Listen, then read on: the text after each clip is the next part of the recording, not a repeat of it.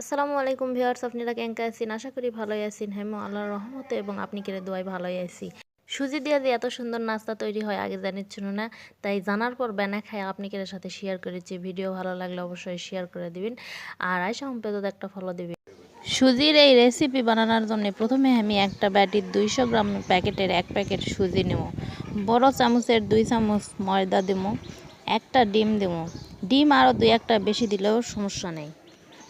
বড় চামচ দিয়ে 2 চামচ পরিমাণ চিনি দেব আর 1 চামচ চা চামচ দিয়ে 1 চামচ বেকিং পাউডার দেব।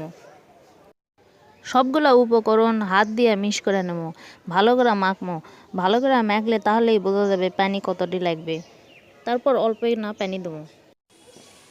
পানি দিয়ে না সময় লিয়া মতা নেবো, কারণ যত বেশি মতমো তত বেশি ভালো হবে খেতে। তো বেকিং পাউডার আছে, ডিম আছে, যত বেশি মাখবো তত বেশি ফুলা উঠবে।